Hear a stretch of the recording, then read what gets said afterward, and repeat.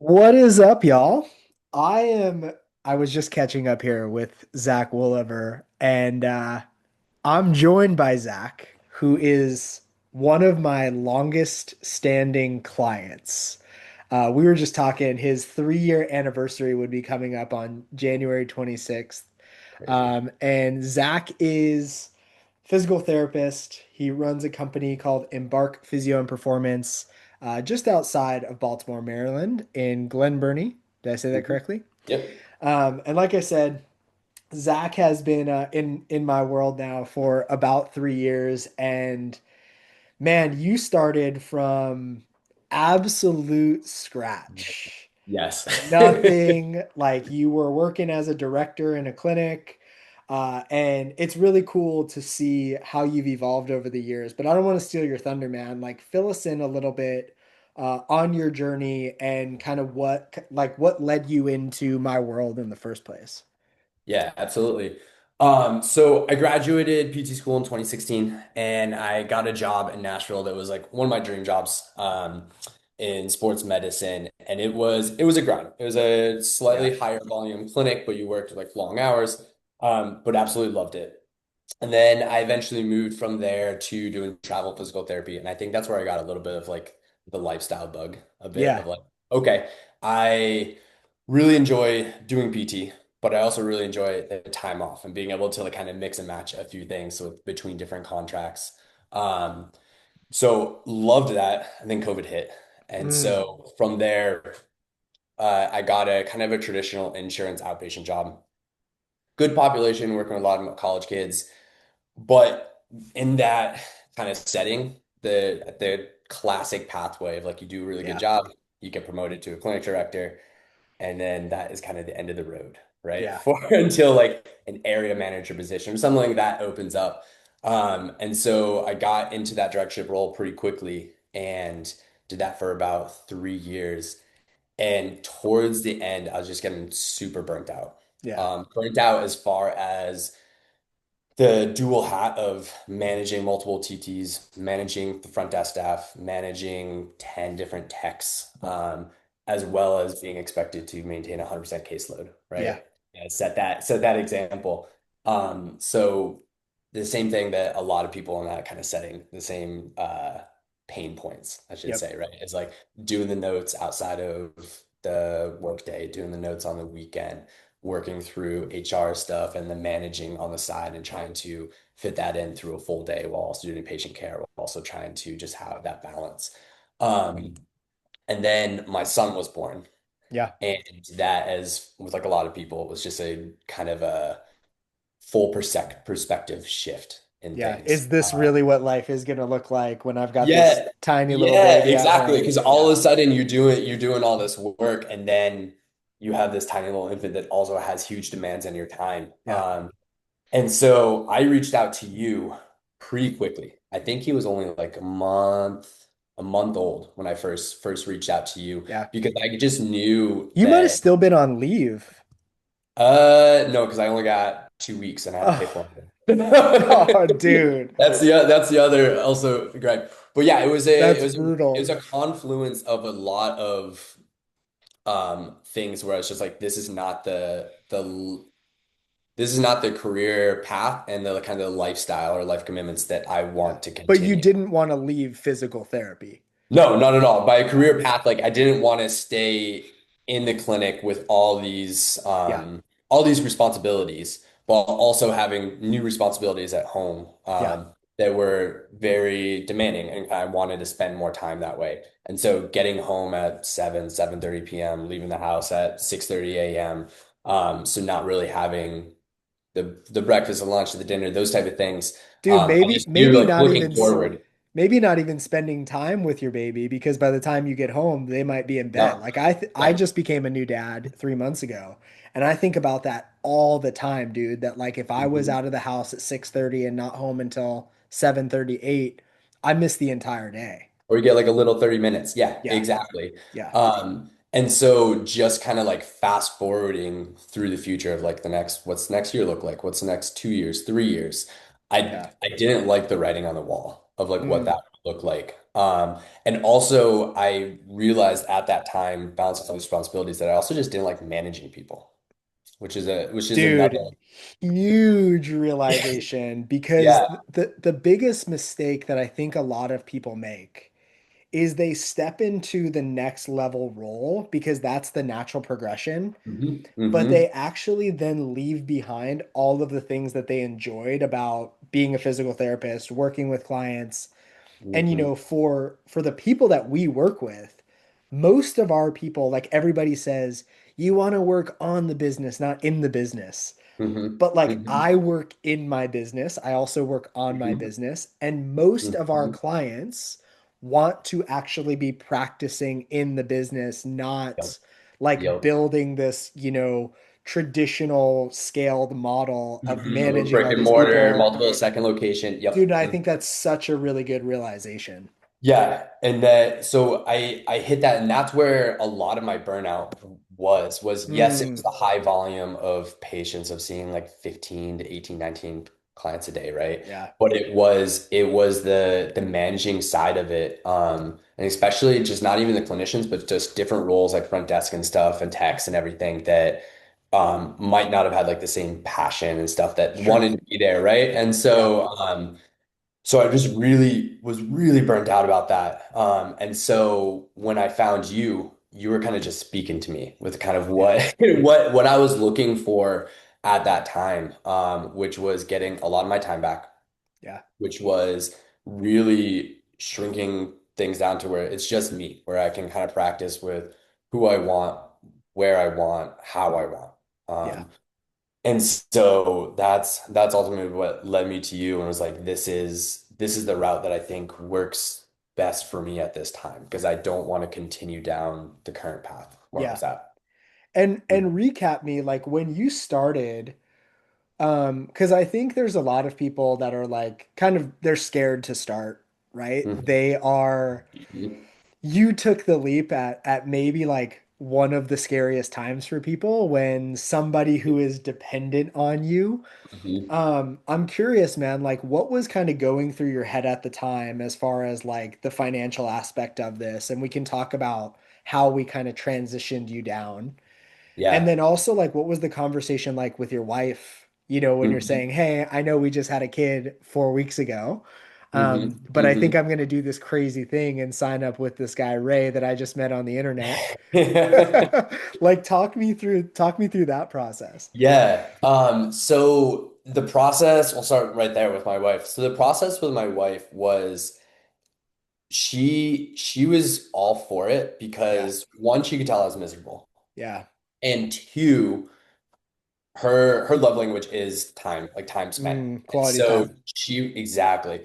And Yeah, so she was all for it, like, hey, if I can make this work, we're gonna get so much more time back. We can spend time as a family. I'll be here, not having to leave before people wake up, right? Or yeah, rushing to that. I'll be back for the dinner, those type of things. And so she was pretty supportive of it, yeah. which was super helpful because I think if you don't have that support, or if your spouse or significant other is on a different page, this whole process becomes like Dude, super hard, it's or if really not hard. It's impossible. like it's it, Yeah. it's it's something I just talked about on one of our group calls the other night Mhm. where it was like, man, picking a partner that propels you in the right direction and doesn't hold you back from their fears and their Mhm. insecurities and their wounds of risk or whatever you want to call it Mhm. is just so important.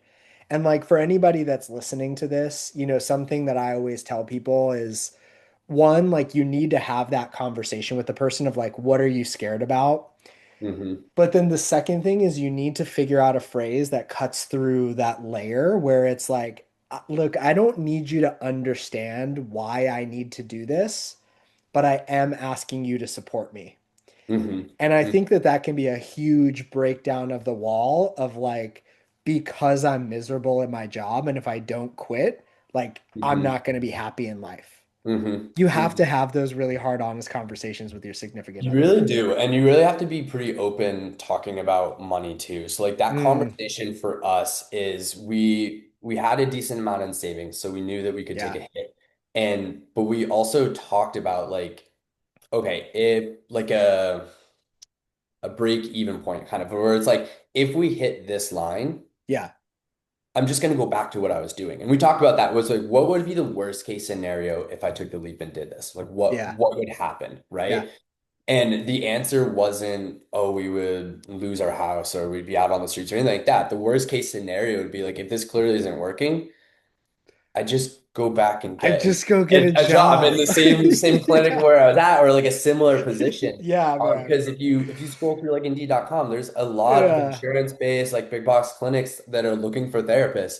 And so that was that conversation that we had where like, what's the worst case scenario that happened? And Yeah. I was like, basically just keep doing, go back to what you're doing already, right? Yeah. It was a big reliever because it was knowing that we have a license, that we have a skill set that Yeah. is Nobody can take that in away from you. demand. Yeah, exactly. Yeah. That can be your fail-safe. Yeah. So why not take the leap and try to see to make this work, right? Rather than have Um, the regret of never trying. exactly. Yeah. Exactly. Yeah. So I think especially with the way that we approached it, it was pretty safe to fail, right? Hmm.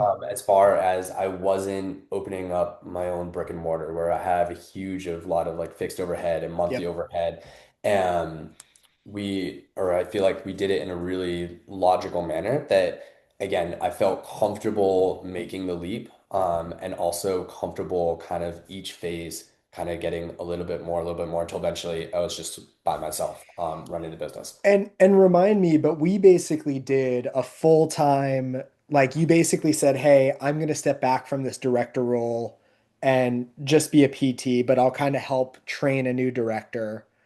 I mean, Yeah. again, it was like 3 years ago, Yeah, no, right? it was a So while ago. So no, how it went was I kind of got the basics of the business, like the LLC, the name, the yeah, website, all that stuff up and running and started. And then I left that position, kind of what you said. I left the position as a clinic director and right, went to work for another clinic within the same company. right. Okay, That was that's a right. bit closer to home, PRN. So I Yeah, started 4 days a yeah, week and then dropped down to 3 days a week and then dropped down to 2 days a week. yes, And that's then right. exactly. And then from there, January 2024 is when I kind of fully transitioned where I was like, listen, I don't want to keep doing the weekly kind of scheduled PRN. I will Yeah. come if like a therapist is out, like if you need a day or two like that. But otherwise I want to leave that completely and kind of go all in on my own Dude, business. I think that's huge for people because you were about a year from starting together to fully transitioning out, Yeah. right? And again, like so many people are worried about the risk. But like Hmm. you have to remember that you are still valuable to that company to generate revenue. And I Hmm. really don't think most big box insurance companies see a therapist going and branching out and doing their own thing as like competition against them. Like Hmm. it's I just don't think that they see that. Different demographic, different Different demographics, different audience, clients. Yep. different clients. You Hmm. may actually still pull people into the insurance-based clinic where you're like, you're just not really a good fit to see me in the cash-based clinic. Come see Hmm. me over here where you can use your Hmm. insurance. But I think it's just huge to like highlight that you stepping stoned your way out Hmm. of decreasing the reliance on stability from Hmm. the traditional clinic while you increased the dependence on what people perceive as the risky side, Yeah. you know, and then eventually you said, "Hey, like I think now's the time for the calculated risk. Get this Hmm. off my plate and start to Hmm. build." So pick me up. Talk to me about kind of, you know, now it's January 2024. Like talk to me about that era and that phase of business and leaving the clinic and kind of starting things, you know, fully on your own. Yeah, it was exciting and scary, as one would imagine, as Yeah. one would imagine. Yeah. But I didn't feel as scared as I thought I would. And I Yeah. think that was because the 6 months prior, you just build proof of concept of Yeah. like, you can do this, that you can work, right? So what the transition happened was when I was doing PRN, I was mostly seeing everyone online, basically through the prescriptive exercise Yep. program, just a remote only offer. Um, which I think helped overall in my ability to speak about the blended practice model and Yeah. how I would deliver this kind of unique mechanism, right, of a little bit of a prescriptive exercise program on top of in-person sessions. Yeah. Um, because I got really good and a lot of practice and reps of just kind of talking about the prescriptive exercise program and Yeah. talking about how this is the primary driver of adaptation. And this is kind of what will really work to get you those long-term results, right? Yeah. Um, so I built up a lot of reps and kind of proof of concept of like, I know how to do discovery call. I know how to talk about objection handling and those Yeah. type of things. So when I finally went out on my own, it wasn't the first time, like that first client Yeah. walking through the door, they're like, I haven't really done this yet. Let's see how this goes, right? Yeah. So I think the stepping stone approach made it really seamless. But I ended up taking a lease out of a with a trainer that I met out of his gym in Cool. January. And so that's when I really started to embody the blended practice model, where I Yep. was going to see a lot more in-person sessions, and kind And of and then you're just going into doing what you already knew how to do, exactly. right? So you kind of did the hard part for you first, and then Hmm. you stack the easy part on that. Yeah. But one of the things I remember is you were a really good implementer. And you were somebody that you didn't just like learn how to do a discovery call. You were somebody that was constantly doing discovery calls and, hitting me up on Voxer or bringing like, hey, this scenario happened. Like, how could I Hmm. better handle it? You were somebody that said, hey, let's practice objection handling on our one-on-one calls. Somebody Hmm. that came to the role plays when we were doing them. And so I think that that's a really big lesson for people is that like you already know how to be a really good therapist. Like Hmm. that's generally not Hmm. the piece that you need to become better at. It doesn't mean don't Hmm. become a better therapist. It's just like not the piece where we need to turn the dial up, Yeah. you know? Yeah. 100%.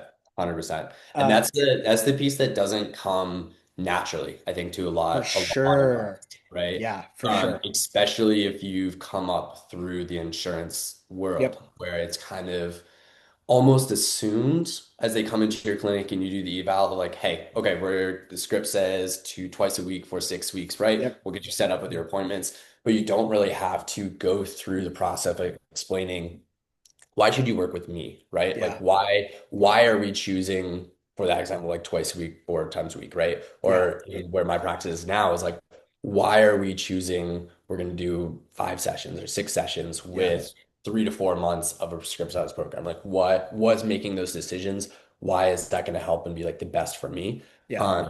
You don't have a lot of that practice when you're coming up to insurance model. It's just kind of like, oh, that's a step. You just make You don't continue. need it. Somebody No, else is you don't paying, need somebody it. else is Yeah, paying the exactly. bill, You're just like, oh, just book your sessions and go Yeah. through. Yeah. So having that conversation and be able to um, work through people's fears, right, of Yeah. making that investment in their own health, is something that was super helpful working with you, and just again something that we don't get a lot of exposure elsewhere. Yeah. So that Well, is the sticking point for sure to learn. I know for you, we when we were talking in the kind of the pre-call conversation Mhm. about this, you were really talking about like lifestyle business, blended practice model. Mhm. Uh, a year ago, you just welcomed in not just one more baby into your life, but a set of twins. So Rise, yep. two more kids. Surprise. Hmm. Um, Talk to me about like what's been unique about the process of working together and the blended practice model and how that's kind of tied into, your lifestyle now, man. Yeah, so I guess my work week is pretty atypical. Yeah. Because having 3 kids and trying to get through daycare and childcare costs and stuff is crazy. Um, I actually take care of the kids majority through the week. Okay. So the way that my kind of general work week is set up is I see clients in person out of our CrossFit gym that I'm leasing space out of now for 1.5 days throughout the week. And Hmm. then for the rest of the week, I'm actually taking full-time care of the kids, which is a blessing that this kind of model has allowed me to be able to do that. Yeah. Now, what that means too is that I'm still putting a good kind of 3, 4 hours of quality work a day in, Sure. but it's not going to be like your 9 to 1 p.m. or something like those. Yeah. It's getting up early, getting in like an hour and a half good here, something during the nap time, and then maybe something a little bit through the evenings. But the way that the blended practice model has worked is just really allowed me to be able to deliver the care that I want. Hmm. Uh, Without having to trade it for time and being in person with the client, right? Yeah. And so that has been an absolute game changer. And it also, I think the clients love it too because really it allows them to have the independence to kind of Hmm. work through their own rehab and kind of make some decisions on their own, but they can always reach out to me at any time. Um, and so I'm able to field the concerns, field their problems, troubleshoot with them without having to be there in person and work through it. So they start to build that confidence of like, oh, I can do this. I know how to kind of monitor my RP. I know how to, Zach, we worked through during our in-person session. These are the Yeah. modifications we're going to make with this movement when I see it in class during the WOD or something along those lines. And they're able to make their own decisions on the fly. Hmm. And then we'll debrief it over the messaging that we use, like that next day, like, hey, how did class went? And work through that feedback and like, okay, well, this is what I want to change next time. Hey, we can push a little harder, those Yeah. type of things without having to be there in person and talk through that. So they love having the physical therapist in their back pocket. Yeah. And it allows me to have these kind of really weird work hours during the day. Yeah. Um, so that's been the complete game changer in this kind of season of life of having a 3-year-old and 2 1-year-olds is it's a very asynchronous work day. Yeah. And it's definitely not your typical kind of like 9 to 5, but I'm still able to give really quality care and get everything I need to get done kind of during the day, during the week. I think it's just huge to highlight that one of the biggest benefits I've seen, especially in people that have kids or people Hmm. that are trying to balance professional life and family life is really like how you can bias the business one way versus the other. I imagine that for you, as your kids start to get older, and you start to say, all right, I've got all this free time now. What do I do Hmm. with my Hmm. hands? I'm excited for that time. That you may start to say, look, instead of 1 day or 1.5 days in the clinic, I'm actually going to work 3 days in the clinic and I'm going to structure Hmm. it so that I can drop the kids off and pick them up. Hmm. And I just want to highlight that a lot of the business advice out there is telling you that your business needs to look a certain way Hmm. and making you feel like guilty if it doesn't. Hmm. Hmm. And I think the hardest part for people is putting their blinders on and saying, like, that might be great advice for 90% of the people out there, but it's not great advice for me. Hmm. I know that that's something that I'm struggling with. We were talking about this at Hmm. beginning of our call where, my daughter's three months and I'm balancing this like, man, it's so awesome to have all this freedom and flexibility in my business, but there's still just like this urge to want to push and to want to Hmm. hustle and to want to grind, but I'm not in a season of that right now, Yeah, you exactly. know? And so I Exactly. really think that the uniqueness and hopefully this is something that you recognize is like I never projected what I thought your business should look like for you. Hmm. It was very much like helping Zach figure out, well, like, dude, this can look like whatever you want. Like, what do you want it to look like? And how do you make the changes and be adaptable when the time comes for it to be adaptable? Yeah, absolutely. I think that was one of the things you did really well was teaching the principles of the business, Yeah. right? As far as kind of like talking through the client psychology, sales psychology, Yeah. client behavior, those things, but how you actually went about kind of creating your business and the delivery mechanism stuff. Yeah, you did exactly. You kind of left it up with, well, what do you want, right? And Yeah. then gave really good advice of how to shape that. But I could tell like it was very individualized advice for me and Yeah. my situation, which I loved. And so looking back, when you think of kind of the financial trajectory of the director role and now, what have you kind of seen from a financial perspective, balancing like what's important, the money coming in versus the time that you have? Talk to me a little bit there, and you don't have to go into specifics, but I'm just kind of Yeah. curious, like what's kind of evened out, or are you making more money? Is Hmm. money not the biggest priority? Like what's kind of important for, the Woolever family right now in Yeah. life? No, no, great question. Um, I would say year one was less money. Yeah. This That past year, to be expected for to the be most part. expected. Yeah, Yeah, yeah, yeah, yeah, exactly. yeah. And then this past year is about even. But like we're Nice. talking through the pre-call, like we've had a lot of changes in this past year, Yeah, especially with the twins being born and kind of the medical issues that they've had. And so money right now in this season of life for me is, do I have enough money to support my family? yeah, Um, and as far as like growth of the business in this specific season of life is more just kind of maintaining, right? Of hitting dude. that threshold of Super important to I can recognize. support my family exactly. Yeah, But knowing that my time is super limited, right? yeah, And that's a choice that I've made of yeah, wanting to be here, be able to take care of the kids, be there here for everything, and be able to support my family in that way while still making an income that also can support, right? yeah, So that is my priority right now. yeah, And like you kind of hinted at, like once the kids start to get older. And this is what I really like about this kind of business model is it can shift with what phase of life that you are in. yep, Because the principles are all still there and the yep. foundation is still there. And it's just tweaking how you want to do things, right? Whether, and this is what I like too, and I've experienced that a lot in this past year of as I'm taking on clients, am I going to start doing more on the remote side where I'm not seeing as many in-person sessions, which happened in the beginning of this past year because of Hmm. all those happening on the personal side with family.